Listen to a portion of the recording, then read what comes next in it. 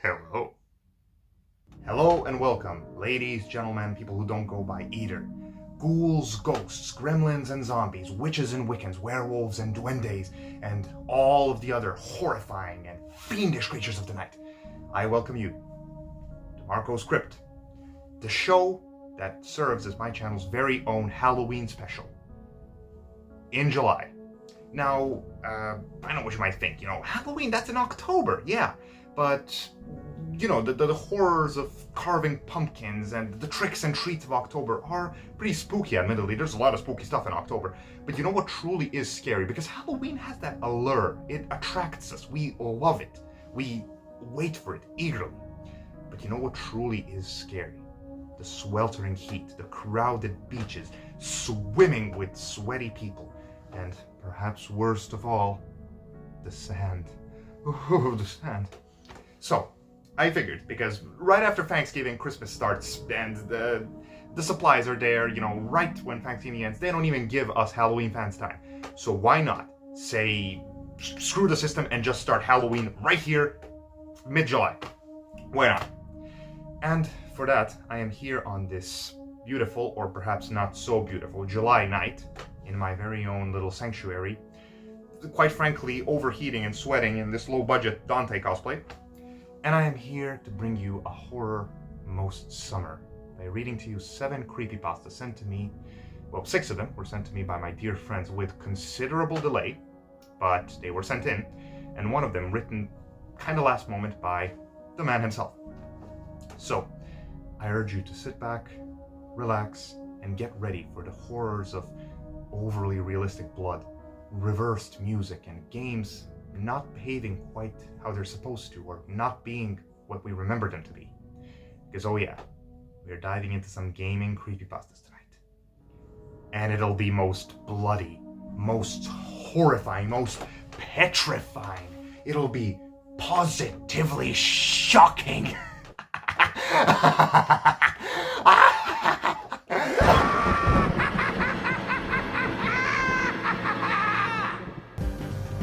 All right, video. Roll the tape!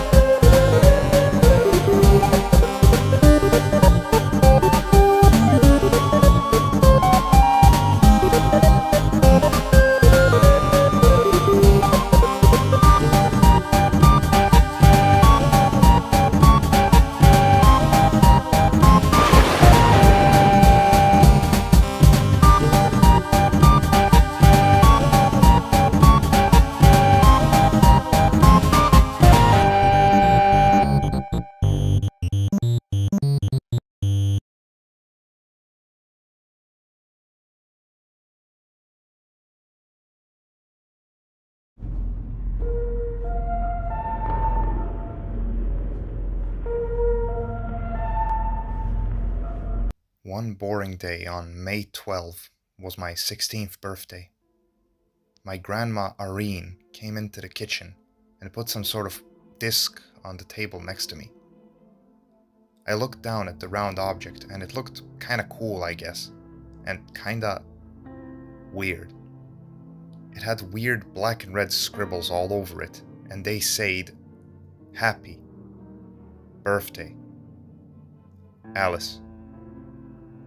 That was my name. I looked back up at my grandma to find nothing there. This was really creepy because my grandma actually died before I was born in a freak accident where a big computer fell on her and she's head was crushed.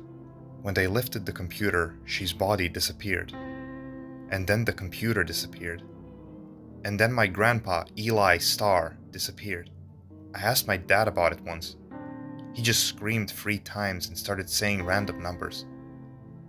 He's so fucked up.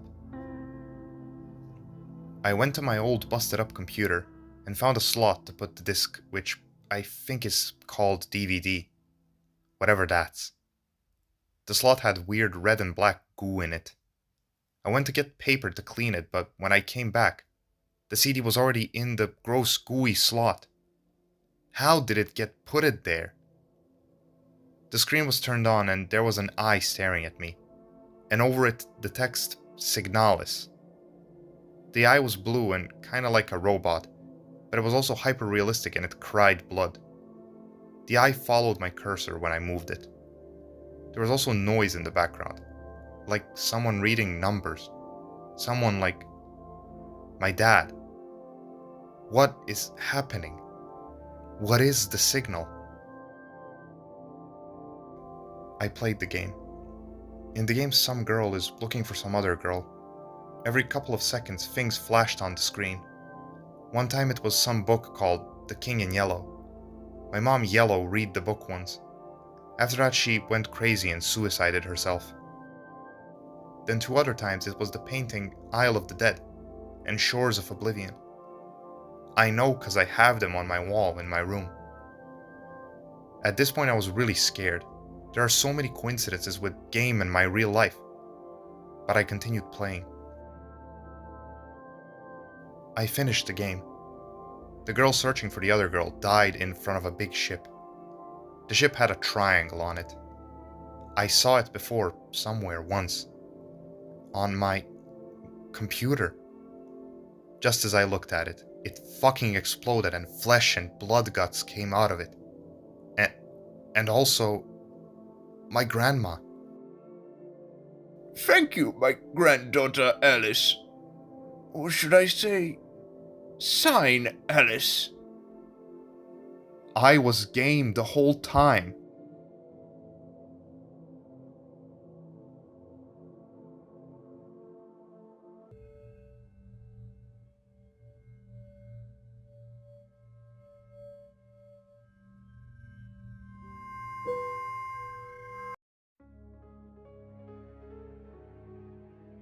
After a long, tedious day of work, I grabbed my laptop and turned on Facade. The ultimate escape, and my favorite game of all time. I normally work in construction, but my true calling is fixing broken marriages. Gonzalo! It's so nice to see you. Nice to see me? I'm sure. I knew that Tripp had been arguing with his wife. I heard it through the door. Any normal person would have. Already familiar with this routine, I pushed past him and let myself in. Oh, let me go get Grace. He awkwardly stepped away from the door and left it wide open. As always. No, here we are, Grace exclaimed as her and Tripp finally re-entered the living room after another quick argument in the kitchen. I chuckled to myself and typed out a simple hello, deciding to just let the events transpire for now and chime in when needed. As I scanned Grace's god-awful decorating, I noticed that the door right across from the kitchen was now slightly opened. That's weird. Was this something new? Impossible. This game hadn't been updated in what was probably over 10 years now. I heard of people making dumb theories and tall tales of what could be behind it. I decided to shoot my shot, cutting Tripp off in the middle of him speaking. What's the door? Silence. A big, long pause. Much longer than usual. Neither Grace nor Tripp's faces morphed into ones of shock, no. They were completely neutral. Just staring, slightly wide-eyed. It unsettled me slightly, the emptiness of their faces. And I was just about to shut the game off when Tripp approached and began dragging me out of the apartment. Okay, Gonzalo, it's time for you to leave. I sighed quietly to myself. Typical. But now I was even more curious to see what that was. Perhaps a feature no one has ever seen yet? Either way, I reloaded the game, naturally set my name to Gonzalo, and the routine started all over again. This time, as Tripp went to get Grace from the kitchen, I quickly walked to the door that was lightly cracked open, and unsurprisingly, there was an option to open it. I quickly clicked it and shut it behind me, and practically recoiled at the sight. A dimly lit room with blood splattered on every single surface, even the ceiling. There was another door labeled The Killing Room. If this wasn't the killing room, I dread to think about what it looked like. Any attempts at opening the other door were futile as it was locked shut, so I decided to look around for a key or something of the sort. I opened a drawer on the desk, and inside it was a dismembered hand holding a key. Jeez Louise. Isn't this a bit much for a game where you fix a broken marriage? I decided not to ponder that right now and instead use the key on the door. An animation played in which the door slowly opened and revealed a completely dark room. The ceiling light flickered, and each time it did I could see that each wall was made entirely of what looked like flesh, and a single wooden chair was placed in the middle. I couldn't move nor interact with anything. I clicked my tongue, annoyed. Must be a glitch. I moved my mouse up to the X button and attempted to close the game, but it didn't let me. What made it even more ominous is that my cursor disappeared, forcing me to stare at this grotesque, low-poly room. I sighed heavily and spammed the power off button on my laptop, but again, it wasn't responding. What the hell? Did I get a virus or was this just part of the game? Either way, it was annoying. I was about to rip my laptop's battery out until I heard a voice come from the speakers of my laptop. Don't try to shut it off, Bertram. What the fuck? That was my name! The voice speaking sounded like both Trip and Grace, distorted and meshed together. Now I was hardly restraining myself from chucking the laptop out of my window. But maybe this was one of those things where the game reads through your files? That was it, right? The voice spoke again. You just couldn't resist looking, could you? How do you feel about what you've seen? A small, empty text box popped up, prompting me to type out a response. Still slightly stunned, I lifted my hands up and slowly typed out, "Bad." I heard a laugh, still distorted and freaky, but far too whimsical considering the circumstances. Well, I'm sorry, but that's just what happens when you stick your nose where it doesn't belong, buddy-o pal. My entire body felt so tense. This is why I usually avoided horror games. This action of yours won't be without consequences. Mark my words. Another text box popped up, and as I reached out to write out my endless questions, the screen suddenly began flashing pictures of Trip and Grace, with hyper-realistic blood dripping out of the empty sockets that replaced their eyes, followed by ear-shreddingly loud, distorted screaming and what sounded like a chainsaw. I stared at the laptop in bewilderment, hoping the loud noises didn't alert my neighbors. It flashed other images of contorted, hollow faces, and I found myself feeling quite unsettled. My home address suddenly showed up on the screen in massive, bold letters. In a panic, I instantly took out my laptop battery and hoped it shut off. It didn't. The noises, the images kept popping up and I felt like I was about to pass out from how fast my heart was beating. Instinctively, I grabbed the meat cleaver and slammed it into my laptop's screen. Then it all stopped.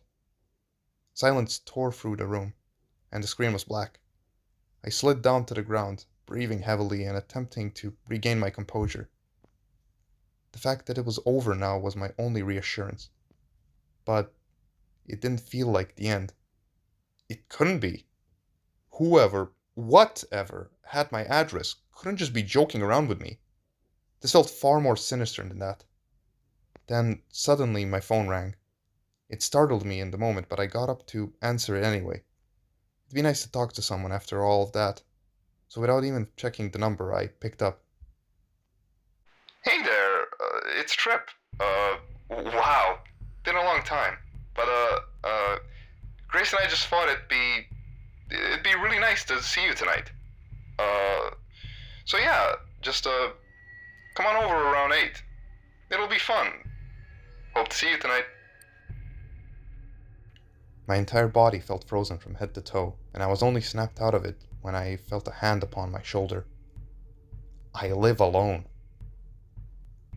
My head whipped around and I stumbled back as I saw a figure that looked oddly like Trip, but with its mouth agape and eyes darker than the night, reminiscent of the ones on my laptop screen before. It suddenly shrieked in my face.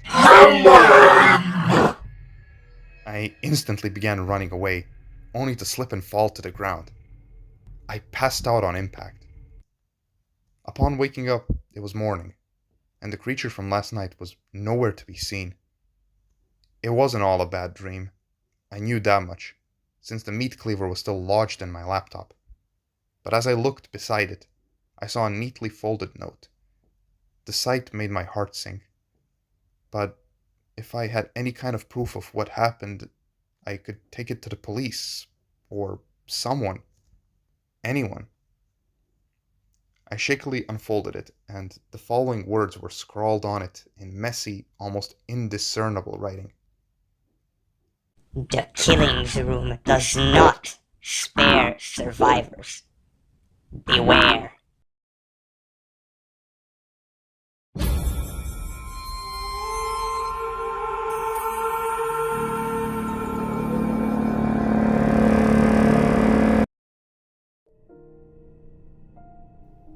I'll never forget what happened to me that night when I wanted to relive some childhood memories by playing through the original Uncharted 2 for the PlayStation 3.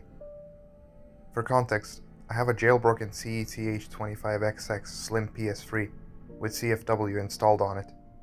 It's able to run anything from the retro classics by Nintendo and Sega using RetroArch, as well as the entire PlayStation 3 library. I have it connected to my internet with an Ethernet cable for the sake of speed, and when compared to other custom firmware, it has the advantage of better stability and not having to be manually switched on every single time you launch the console. How little these specs mattered when the moment of truth was upon me. How unprepared I was. So with this in mind, I dug around in my attic, inhaling copious amounts of dust while looking for it, for that Uncharted 2 disc from my childhood. And there it was, on top of a pile of boxes at the center of the attic, the cover turned to face right towards the entrance to the attic, with Nathan Drake's eyes looking right at me as I entered. With a joyous smile, I picked up the game and took it back with me downstairs to play. How joyfully ignorant and blissfully unaware I was back then. Oh, the ignorance. It took a while to download, but everything seemed fine for now. Though, getting a better look at that cover, I noticed something weird. The cover had no subtitle, neither did the disc. It only said Uncharted 2. No Among Thieves to be seen. I thought I just had some weird misprinted version from all those years back, and that I could sell it for a few $1,000 once I got bored of it. How wrong I was. How clueless and stupid I had been back then. After waiting for an abhorrent amount of time, the sun had set and Uncharted 2 had finally downloaded. So I settled in, picking up my controller and starting it up. Everything seemed fine, and I had a blast from the past playing through everything from the start all the way to the chase sequence through the Nepalese city as Lazarevich's army destroys the environment around you. I was lugging the cameraman Jeff on my back, knowing the tragedy that comes next. And that cutscene played, with the heroes being confronted by the bad guys. Except all the voices were gone. I could still hear everyone shuffling and moving around, but no voices. The subtitles were still appearing too. Shortly before Jeff was supposed to be shot, everyone seemed to grow uncharacteristically worried and concerned before the game let out an ear-splitting boom as Jeff exploded into a cloud of blood, gore, and chunks of flesh, uncharacteristically realistic for the game's engine. What the hell? I thought to myself. This didn't happen in the game, did it? Or had it just been so long and I forgot? The game was no stranger to paranormal events, so maybe I forgot about this detail. Chalked it up to something more natural, like Lazarevich just shooting this fairly insignificant character. After that, the game carried on as normal, though. I ran around the Nepalese city with Nathan and Elena, climbing onto the rooftops and trying to find where Chloe was, as per the story. I got to the part where Nathan and Elena are about to board the train and have to avoid the two minigun-wielding enemies. But then a cutscene played with the two in a car, trying past the enemies when Elena stops, leaves the car and stands right in front of the enemies. Nathan seems frantic and is trying to talk to Elena, but no voice is coming out. All that can be heard is the rain and the sound of the miniguns being revved up before Elena is riddled with thousands of bullet holes and flops down dead on the ground. This scene made me feel a strange sadness, and for the next half an hour, I could hear the death sound looping over and over again as I had been thrust into gameplay. But I was too busy uncontrollably weeping for no reason at all. I was frantic and confused, but weirdly enough, I didn't make a sound. And all I could hear from the TV was the sound of gunfire, the rain, and that death sound every few seconds. After a while, I picked up the controller to carry on playing. I could swear that as soon as I did, Nathan Drake looked back and right at me before facing forward again, as if nothing had just happened. I fought through that train station and the dead silence struck me pretty quickly. No epic music was playing, only the rain and the gunfire. I nearly jumped out of my seat when Nate spoke and said, "I have to keep quiet. It can't see me when I am." What the hell? I thought for the second time. Is this another one of his cheesy one-liners? It sure doesn't sound like one. I have to keep quiet? What was the game telling me here? I progressed more through the game, up to the part where you get back to the section from the start of the game, and wander around the snow, badly injured. The part where Nate falls unconscious and is carried off by Tenzin came, but Tenzin never appeared. The cutscene just stayed in a first-person view of the snowy skies for an uncomfortable amount of time. It must have been at least 15 minutes of that before it switched back to gameplay. It just snapped me right back into gameplay and I was somewhere else. I was back at the area where you fight all those guys among the debris of the train, but all the corpses were gone. Only the weapon pickups were left behind. And Nathan was covered in blood. What the hell? I fought for the third time. I was able to progress further than the game usually let you, and Nathan now moved as if nothing was wrong.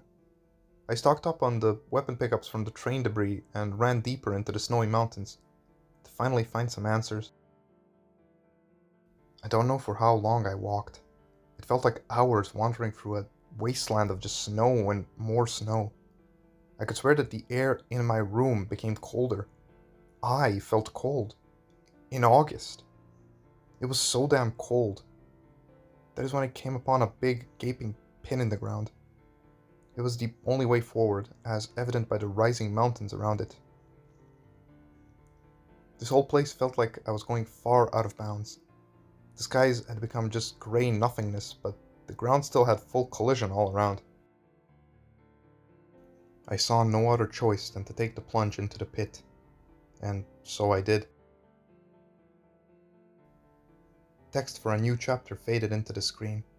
It said that I was on the 66th chapter of the game. But this game only had 26 chapters.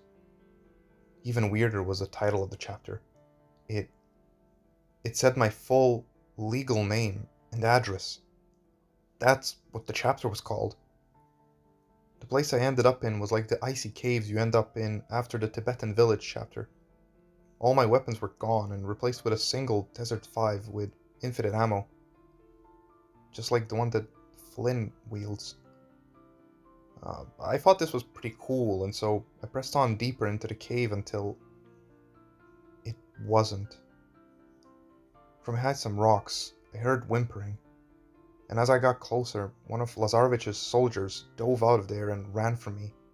I, of course, aimed and shot the guy, and he blew up into blood, guts, and gore, too realistic for the game's engine.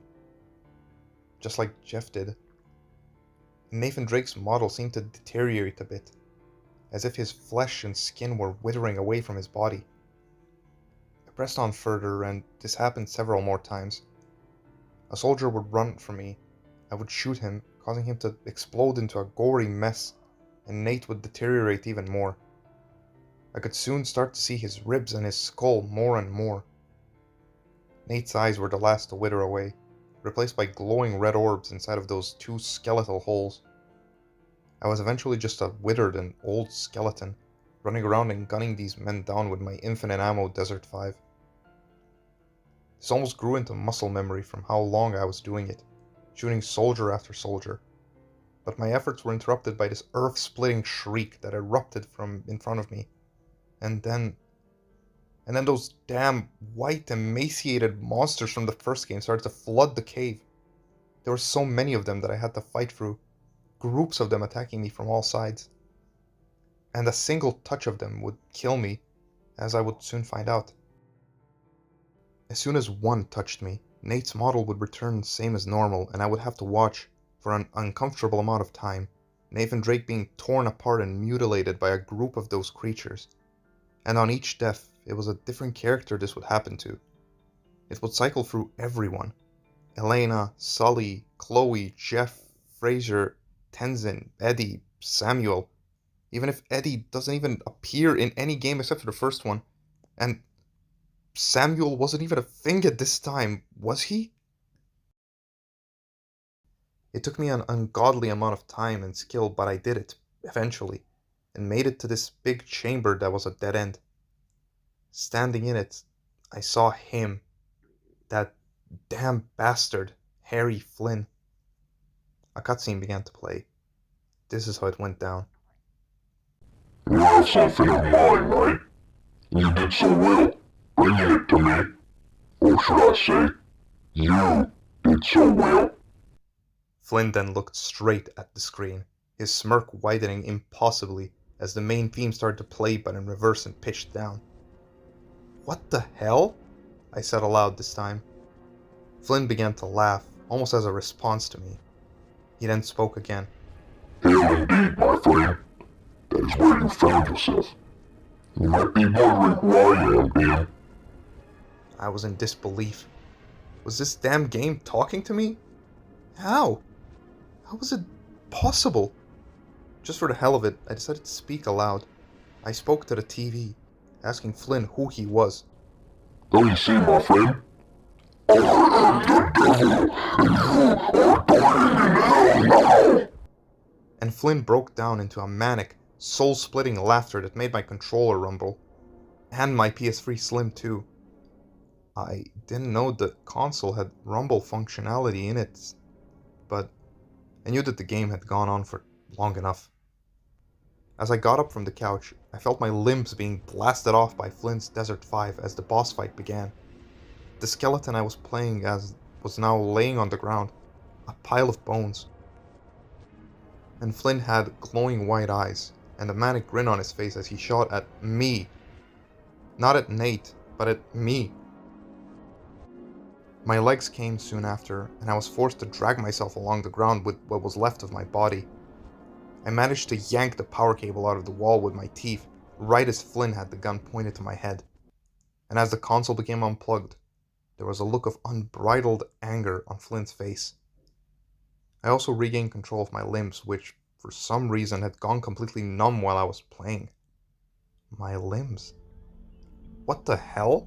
I thought to myself for the fourth time. They were back?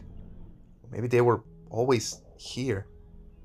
All I know is that I got disc out of the PS3, put it back into its case and threw it into the oven. I could swear that there were screams of agony coming from my oven as the game was burnt to a crisp. For good measure, I stomped the hell out of it and threw it into the trash. No more hell game. As for me, I'm doing alright. Took a bit getting used to my body returning as it was reduced to a pretty immobile state back there. And the cold was a bother too. But it was good to be back.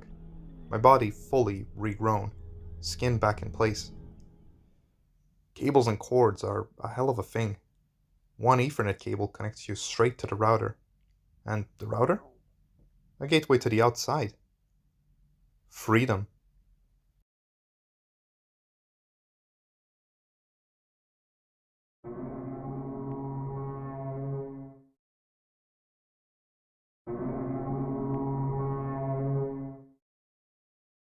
It was a regular Thursday. I woke up and instantly got on Limbus Company so I could do my weekly mirror dungeon. I was on the last floor and just got finished with the shop. I was going to go do the boss until I started loading in. It was really dark and the loading bar was pixelated for some reason. And I took a closer look and saw it was a messed up photo of Honglu. I got scared for a second, then thought maybe I can get 300 free lunacy from this, then waited for it to load it. Once I loaded in, there was R-Corp Honglu standing in the middle of my screen. He was on 1 HP, and then he looked up at me and asked, Why did you do this to me? As he said that, he started bleeding profusely from his eyes. And then I screamed. My game crashed, so I started it up again, because I really need ego crates and 750 lunacy. It was normal. I beat the final boss and I got my rewards. It felt like continuing Kanto 8 until I clicked on it. I asked myself, what's this? Where's my Kanto 8? Is that Dawn? I clicked on the level. The loading screen was normal this time. I thought to myself, maybe it was just a visual bug. And then Honglu appeared on my screen. I freaked out. Then he started talking. Why did you leave me in that stage? Because of that, you will have to die just like I did. My monitor started sucking me in the game, and I couldn't do anything about it once I was inside it. It was a long, dark hallway with other openings. I started walking through it slowly, looking left and right at the openings, until I made it to the end. It was a big wooden door. I started pulling the door open, and then inside was an open garden. It had flowers and had some big wooden pillars. I was walking around till I started hearing running towards me. I looked around and Honglu was already there in front of me, and says something in Korean that I can't understand. And before I can say anything, he starts stabbing me with his weapon until I bleed out and die.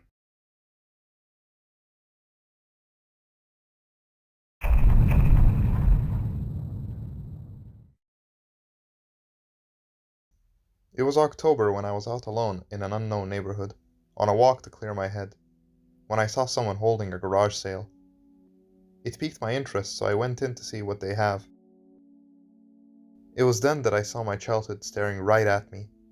The Nintendo Wii, and for an astoundingly cheap price. I bought it immediately from the girl running the garage sale. That one belonged to my brother. He ran away from home or something, so he can kiss his console goodbye, she remarked. You can delete all his Ren me's if you wanna. I went on home to enjoy some quality, nostalgic time. I played for hours and hours.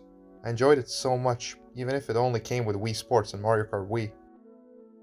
I only played Mario Kart because it was my favorite game to play when I still had one. I only played as Funky Kong. His design was peak in every way. The rag, the jorts, the wife beater. Really screams Seattle grunge. The following weeks I had to work overtime at my retail job, so I had less time to play the game. Though whenever I came home from work, I'd start seeing things that just aren't there. Like a shadow in the corner of my eye, or I hear thudding in the attic. But upon closer inspection, it's dead empty up there. The delirium from feeling overworked must have been getting to me at this time. I just accepted it and moved on. Whenever I had time, I'd hop on Mario Kart Wii. I started getting better at it, practicing shortcuts that I was looking up guides for. It was quite the thrill, tantamount to climbing a ladder to a great tune, except the only tune I hear is Funky Kong's laugh. When I finally got the shortcut down the first time, right as the victory screen flashed, I heard a loud burnout from a car in front of my house. It surprised me greatly, seeing as I had been living in an otherwise quiet neighborhood. But I looked out my window and saw nothing. I decided that I had enough for the night, and went straight to bed. Though I could have sworn the tire burnout sounded more high-pitched than that of a car. The next time I played, I decided to not just stick to one character, so I stopped using Funky Kong for some time. It was at this point I feel that I crossed a certain threshold. That day I had to turn the TV's volume down again and again because I kept hearing the thudding non-stop. It wasn't just the thudding, no. I could have sworn I heard laughs. Maniacal laughs. Complete gibberish. But it sounded familiar nonetheless. I kept going around the house, pausing the game or whatever I was doing to check each time, and I finally did it. I found nothing but a banana peel on the floor in the attic. I can't tell if this had anything to do with the Wii. I was overthinking. Maybe that girl's brother Ren wanted it back. Or it could have just been squatters. Either way, I no longer felt safe in my own house. I gave in to my irrational fears and I threw away the Wii. It was a source of fun, but also ruin for my mental state. And that very night, I went to bed noided to hell. I remember dreaming that night. I had normal, unrelated, absurd dreams like anyone else. But then I woke up and couldn't tell whether or not I was dreaming or not. It was still night and my room was bathed in a red light which did not have any visible source. I walked down the hallway until I turned to the living room where I saw the TV was on. I couldn't believe my eyes, but the thing on the TV was an Mario Kart Wii. Specifically the menu where I get to choose my character. Except it was already chosen that I should play as my own me. I felt an absurd compulsion to play it in that moment, so I clicked start. The race began, and I was the only one in the race. The laps were set to 1 out of 999. I took it as a challenge. None of it felt real. After 5 minutes of circling, I hear that same maniacal laugh, but this time it came from the TV itself, and a new shortcut had appeared on the map. Curiosity killed the cat aside, I went through the shortcut on my next lap, and the game suddenly switched to duo split screen. It was my me up against a me simply named Ren. But strangely, there was also a third racer with us. It was Funky Kong, on his signature Flame Runner bike. The countdown for the beginning of the race had begun again, though as soon as it says go, the game's volume spikes to what feels like even beyond 100%, distorted beyond recognition.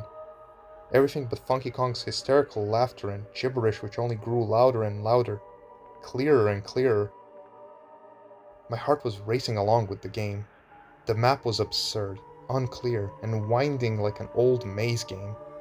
Each lap that Funky Kong completed, I heard a thudding behind me getting louder and louder. Bleeding from my ears, I couldn't hear anything anymore. Not until the victory screen flashed, and the winner was Funky Kong. He had completed all 999 laps in such an absurdly short amount of time. Though only his flame runner was cruising along on the victory screen. I could hear nothing but the hysterical laughter. It didn't matter if it was only in my head or if I could actually hear it with my now useless ears. I could hear it. A final thud sounded behind me and a shadow towered on the wall behind the TV. A shadow towered over me. I too am now just another white dot on the rag that lays softly atop the head of a foul beast. This shit ain't nothing to me, man.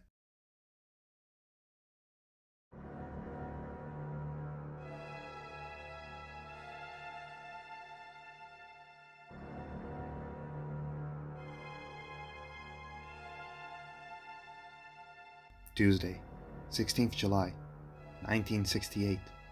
Köln, West Germany. Another lifeless night at the opera. They played with all the passion of corpses.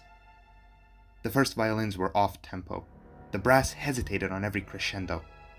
I smiled, of course, but inside I was clawing at my own skull.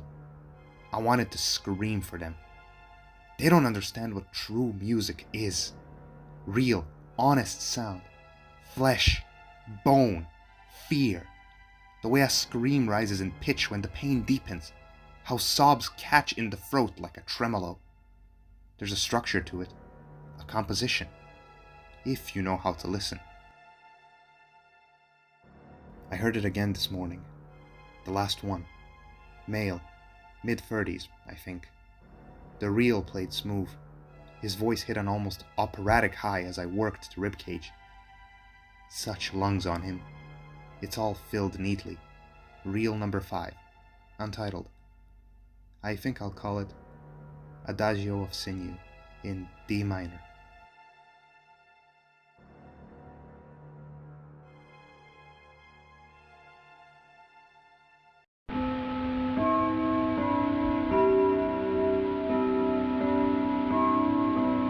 Ordinary day.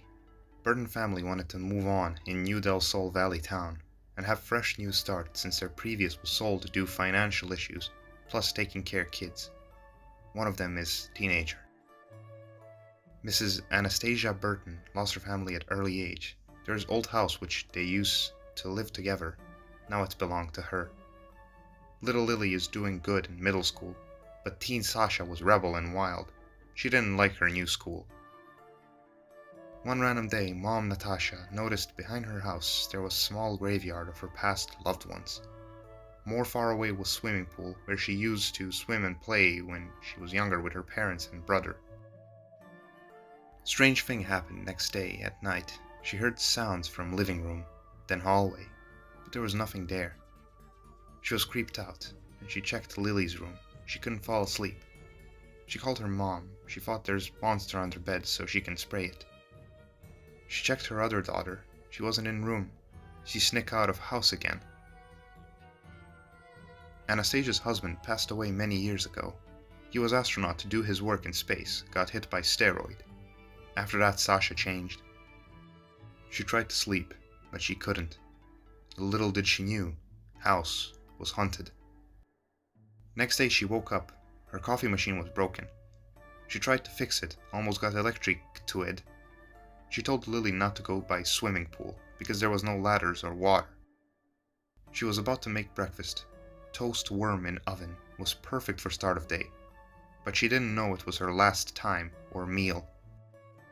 Her hand was on fire. Fire emoji. There's no one home. She tried to get a fire extinguisher, but it was too late. Fire got spread around kitchen. Lily heard screaming and running outside for help at neighbor's house.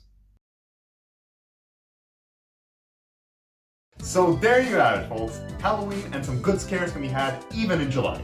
Tonight we had some great, excellent scary stories indeed. We saw the horrors of games behaving not quite how they're supposed to. The horrors of hyper-realistic bloods that the game engine definitely can't replicate.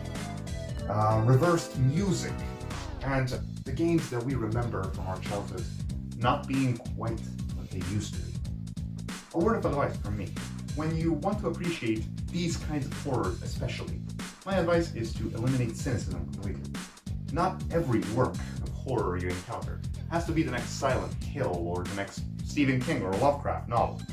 There can be smaller gems like this, because in every work that had passion in it, there is definitely something to be appreciated.